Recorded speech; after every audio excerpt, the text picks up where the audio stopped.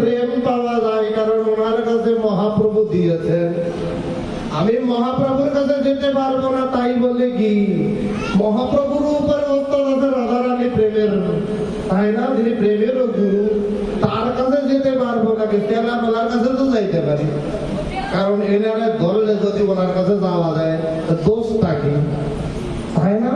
মন্দিরের কাছে সরাসরি যাওয়া যায় না, তার পিএসে ধরলে, তাই না, তাহলে কাছে যাওয়া যায়।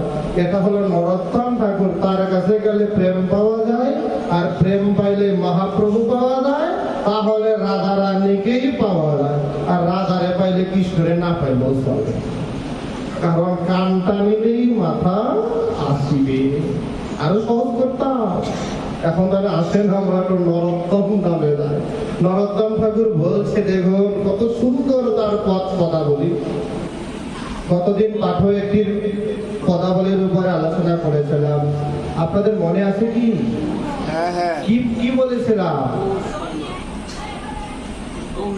শেষ ওই পাঠের পরে পায়েস পাইলেই ভুলে যাই, তাই না? পায়েস পাইলেই শেষ। তাহলে আজকে তখন মনে রাখবেন, কারণ আবার বুধবার দেখা হবে না, তখন আবারও জিজ্ঞেস করলেও করতে পারি। মনে করিয়ে, মনে রাখিয়ে, একটা কথা আছে, মনে রেখো, ঠিক আছে? মনে রেখো, এই কথা মনে না রাখলে চলতো না। আরে জগৎ ভরেই গৌরের কথা, কিন্তু কোন ধারার কথা, গৌরের কোন দিকের কথা? গৌরের হাতের কথা না, পায়ের কথা না, মাথার কথা না, চুলের কথা? চুল আলাম গৌরের কথা না, চুল ছাড়া গৌরের কথা? তাই তো বলতে হবে। কি গৌরের দুটি রূপ না, এগুলো সন্ন্যাসের পূর্ব মুহূর্ত আর সন্ন্যাসের পরবর্তী মুহূর্ত।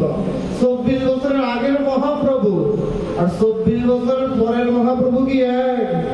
লক্ষ্মীপ্রিয়ার পাশের মহাপ্রভু আর বিষ্ণুপ্রিয়ার পাশের মহাপ্রভু এক নয়।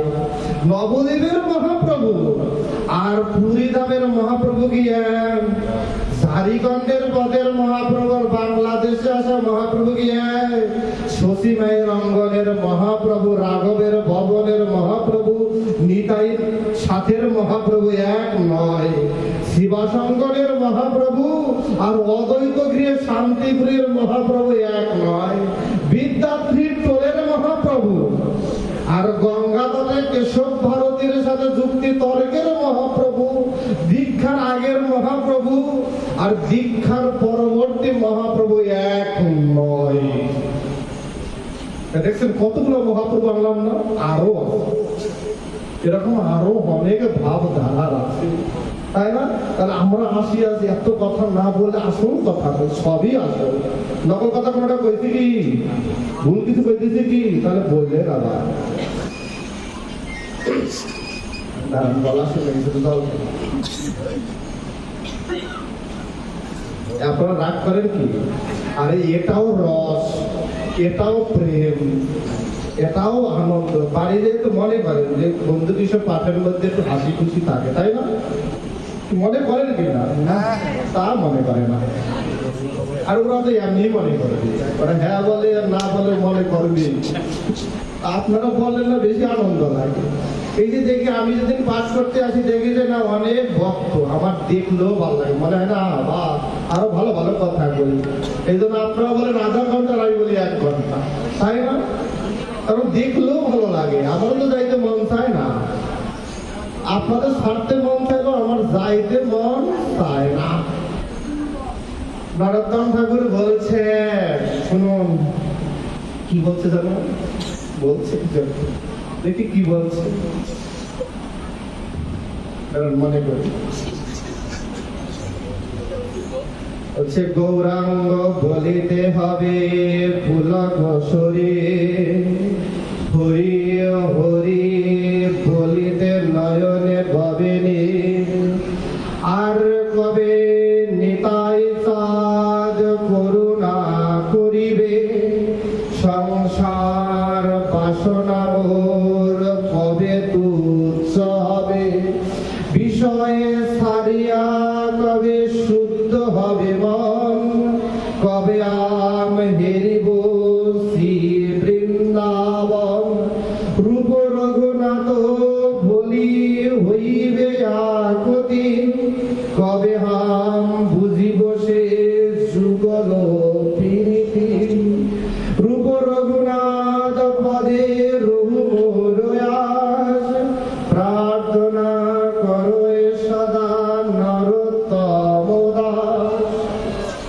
কত সুন্দর প্রার্থনা, প্রার্থনার প্রতিটি পদে পদে যেন প্রেমের কথা, জীবনের কথা, মরণের কথা, ভগবত প্রীতির কথা, সম্বন্ধের ভাবের কথা। কেমন বলছে, কবে নরোত্তম ঠাকুর বলছে, কবে গৌরাঙ্গ বলিতে হবে পুলক শরীর। আমি শুধু গৌর শব্দ শুনলেই আমার মধ্যে কবে সেই প্রেম আসবে, আমার শরীরে রোমাঞ্চিত হবে, অষ্টসাত্ত্বিক বিকার হবে। ভগবানের কাছে চাওয়া উচিত না যে রাধে আমি কবে তোমার নাম বলে দুনয়নের ধারা বইতে পারবো, হে গোবিন্দ আমি কবে তোমার নাম বলে গোপীদের মতো, গোপীগণের মতো আমি পাগলিনী হব। যারা বলছে কবে হবে আমার গৌর। গৌর শুধু শব্দটা, শব্দকে বলা হয় ব্রহ্ম। বলছে গৌরাঙ্গ, শুধু গৌরাঙ্গ শব্দটা শুনলেই আমার মধ্যে